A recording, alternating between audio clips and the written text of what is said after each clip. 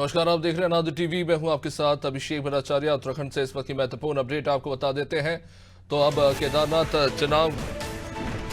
उपचुनाव को लेकर प्रचार प्रसार थम चुका है। 20 नवंबर को मतदान होना है और अब मतदान को लेकर तैयारियां पूरी हो चुकी हैं। 23 नवंबर को इसके परिणाम आएंगे और कल यानी कि 20 नवंबर को वोटिंग है।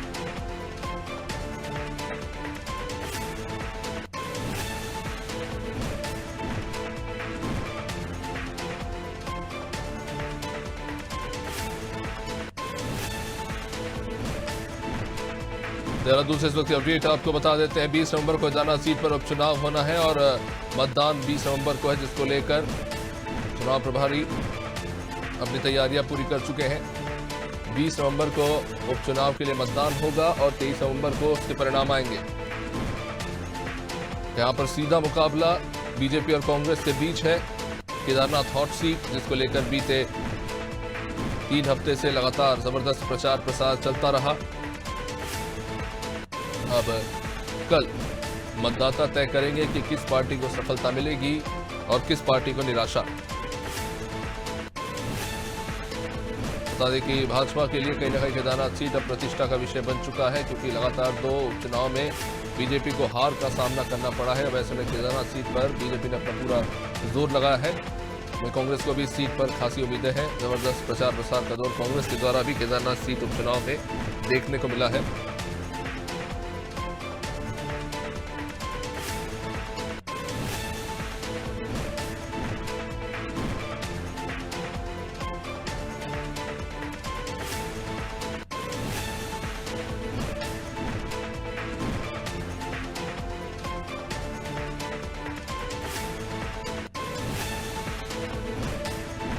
चलिए, केदारनाथ सहयोगी सोनू सिंह हमारे साथ जुड़ चुके हैं। सोनू, कल केदारनाथ उपचुनाव के लिए मतदान होने जा रहा है। दोनों राजनीतिक दलों ने पूरा जोर लगाया है।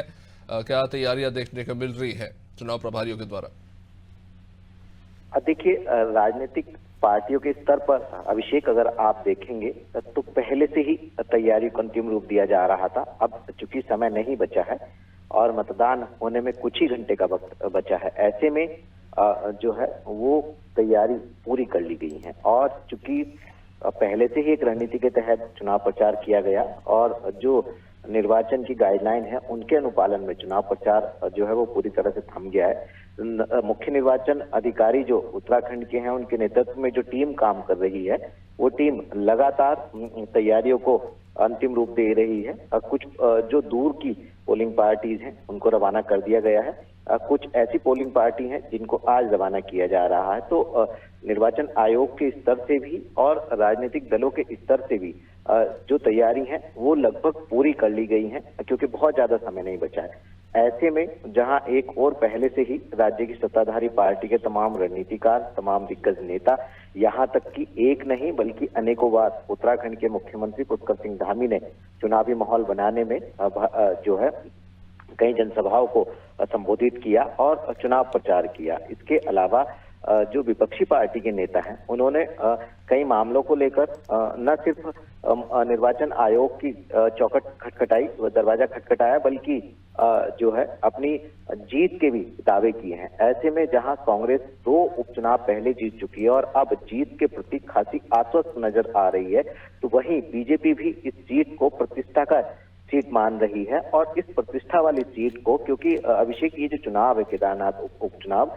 ये प्रतिष्ठा का चुनाव भी माना जा रहा है और साथ ही ये हाई प्रोफाइल चुनाव हो गया है। और जिस तरह से सामान्य चुनाव होते हैं उससे भी ज्यादा ये चुनाव जो है चर्चाओं में है। तो ऐसे में आप समझ सकते हैं कि मौजूदा हालात क्या होंगे। मतदान को लेकर के जो व्यवस्थाएं हैं उनको तो अंतिम रूप दिया ही जा रहा है। इसके साथ साथ जो राजनीतिक दल हैं उनके दिल की धड़कनें जो हैं वो कितना तेज हो गई हैं, आप इस बात को महसूस कर सकते हैं।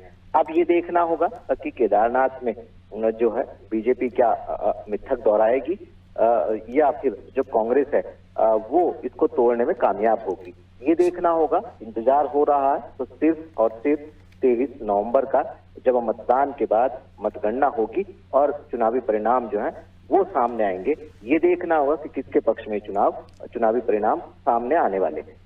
सोनू, कल जब मतदाता मतदान करेंगे तो क्या लगता है कि इन मतदाताओं के जहन में वो कौन से मुद्दे होंगे? क्योंकि दोनों ही राजनीतिक दलों के द्वारा बीते 3 हफ्ते में हमने देखा जिस तरह से प्रचार प्रसार हुआ। एक तरफ कांग्रेस ने दिल्ली में केदारनाथ मंदिर के शिलान्यास का मुद्दा उठाया, तो ये बीजेपी लगातार कांग्रेस को लेकर हमलावर रही। बीजेपी ने अपने पक्ष में यही बात कही कि उन्होंने केदारनाथ के क्षेत्र में जमकर विकास किया है। वही कांग्रेस ने यह भी कहा कि कहीं ना कहीं भाजपा ने जो एक तय पद्धति है कि किसी व्यक्ति की अगर मृत्यु होती है तो उसी के किसी परिवार के सदस्य को टिकट दिया जाता है, पर ऐसा नहीं किया गया। तो कई सारी चीजें हैं जिनको लेकर हम देखते रहे कि 3 हफ्तों तक एक दूसरे पर आरोप प्रत्यारोप चला। क्या लगता है कल जब जनता वोट कर रही होगी वो कौन से मुद्दे जनता के जहन में होंगे, कौन सी चीजें हैं जो ज्यादा प्रभावित करेंगी? देखिए अभिषेक, ये बहुत महत्वपूर्ण सवाल आपने केदारनाथ के उपचुनाव से जुड़ा हुआ किया है, क्योंकि एक नहीं बल्कि कई ऐसे मामले हैं, कई ऐसे पहलू हैं जिन पर पहले से ही मंथन किया जा रहा है। और इस मंथन के साथ साथ जो है खास तौर पर ये भी सुनिश्चित किया जा रहा है कि जो जनता है, जो मतदाता है, वो आखिर इस पूरे के पूरे इस मामले पर जो जनता के जहन में है उसी पर वो मतदान करने वाले हैं। तो निश्चित तौर पर कई ऐसे मामले हैं। अगर आप पलायन की बात करेंगे, पलायन एक बड़ा मामला है। इसके साथ साथ जो है यहाँ पर रोजगार और स्वरोजगार एक बड़ा मामला है। और जो केदारनाथ धाम की 4 धाम यात्राओं में सबसे प्रसिद्ध जो धाम की यात्रा है, इस यात्रा का निर्बाध रूप से संचालन होना, ये एक अपने आप में बड़ा पहलू है। इसके अलावा जो यहाँ की सड़कों की स्थिति है, यहाँ पर स्वास्थ्य की स्थिति है, यहाँ पर शिक्षा की स्थिति है, ये तमाम ऐसे पहलू हैं जो जनता के जहन में है। और इन सभी मुद्दों को ध्यान में रखते हुए यहाँ के मतदाता जो हैं वो मतदान करने वाले हैं। एक नहीं अनेकों ऐसे मामले हैं, एक नहीं बल्कि कई ऐसे मुद्दे हैं जिन मुद्दों को लेकर के जनता जो है विचार विमर्श कर रही है। और जनसभाओं में भी जहां एक और सत्ताधारी पार्टी ने विकास के जो योजनाएं हैं उनको धरातल पर उतारने की बात कही, तो वहीं दूसरी तरफ विपक्ष जो है वो खामियां गिनवाता रहा। तो ऐसे में अभिषेक, आप समझ सकते हैं कि यहाँ की जल जंगल जमीन से संबंधित, यहाँ की युवाओं से संबंधित, यहाँ की महिलाओं की आर्थिकी से संबंधित, और यहाँ इस क्षेत्र की जो विश्व प्रसिद्ध 4 धाम यात्रा यानी केदारनाथ धाम की जो यात्रा है, यहाँ का इसका सुचारू रूप से 6 माह तक संचालन होना, और जो यात्रा से संबंधित लोग हैं जो कि उत्तराखंड के गढ़वाल क्षेत्र की उत्तराखंड की 4 धाम यात्रा लाइफलाइन कहलाती है, ऐसे में इस केदारनाथ धाम की यात्रा से जुड़े जो लोग हैं जिनकी लाइफलाइन है, जो इस मुद्दे को दिमाग में रख करके मतदान करने वाले हैं। निश्चित तौर पर ये कई ऐसे मामले हैं जिन मामलों पर जो है वो चुनावी परिणाम सामने आएंगे। अब देखना होगा कि आखिर कितने प्रतिशत मतदान होगा और कौन से इन सभी मुद्दों में से ज्यादा प्रभावकारी जो मुद्दे हैं वो साबित होने उपचुनाव में जा रहे हैं। निश्चित रूप से देखना होगा कि कल जब मतदाता वोट करेंगे और वो किसके लिए वोट करते हैं। जाहिर तौर पर दोनों ही दलों के प्रत्याशी की धड़कनें बढ़ी हुई है। अब 23 नवंबर को नतीजों के बाद स्पष्ट हो जाएगा कि मतदान किसके पक्ष में पड़ा। सोनू बने रही हमारे साथ।